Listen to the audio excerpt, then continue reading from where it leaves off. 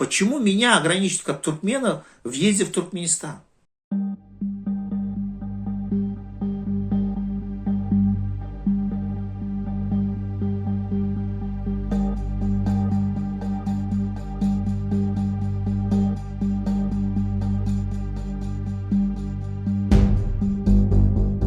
Я с этой целью сколько раз обращался в посольство. Они мне требуют сколько каких-то немыслимых документов. Я говорю, хорошо. У меня, говорю, есть российское гражданство. Я же, говорю, по российскому паспорту уже могу поехать. Они мне говорят, как вы собрались ехать, если вы гражданин Туркменистана, вам по туркменскому. Видите, какая коллизия? Я говорю, а почему вы мне тогда требуете, если вы знаете, что я гражданин Туркменистана, вы не можете выдать свидетельство въезда в Туркменистан?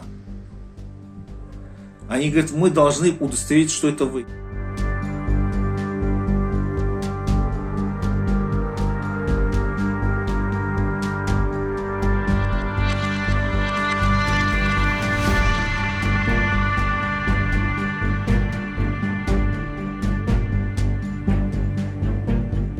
Хотели превратить нас в рабов определенных сортов. И это меня возмутило. На что я начал свою деятельность. Замечу, хочу сказать, что не мы пришли в политику, а политика пришла в нас. Понимаете? Если бы они себя так не вели, мы бы этим не занимались. У каждого у нас есть специальность, у каждого у нас есть дело. Мы бы занимались этими делами. Но они делали так, все сделали так, чтобы мы этим начали заниматься.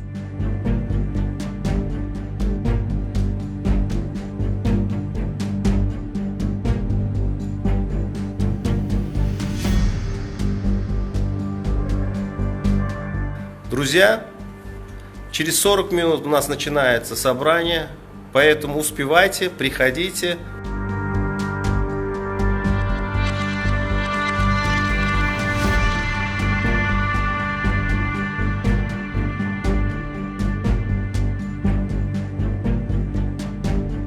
Поехал в Турцию встречаться с людьми. Меня арестовали.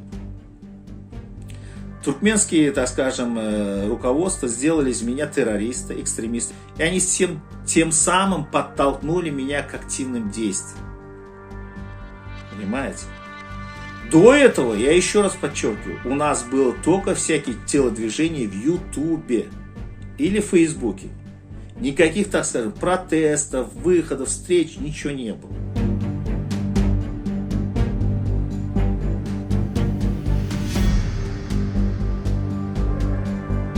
ДВТ появилась почему?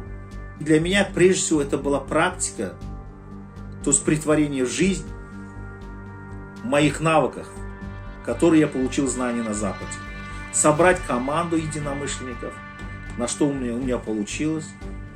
Вот так. И прежде всего, самая большая задача была, это консолидировать общество туркменское. Вот это надо было сделать. И с этой целью был создан ДВТ. Мы создавали ДВТ на форме коллегиальности, в форме демократических принципов.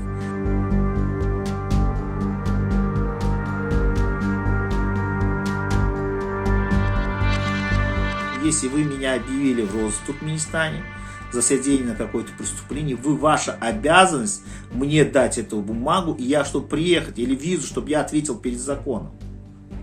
Понимаете? Надо поехать, надо сделать это.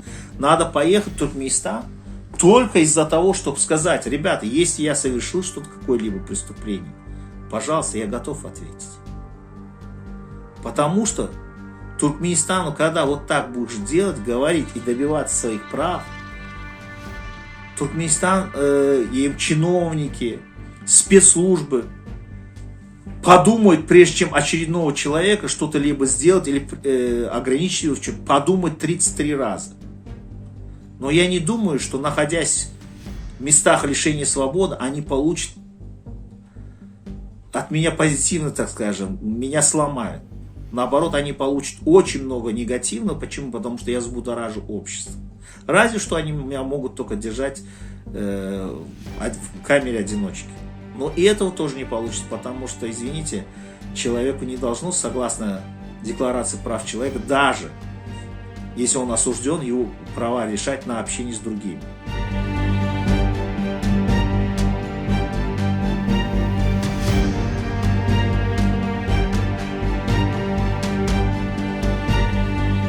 Почему меня ограничивают как туркмена в въезде в Туркменистан?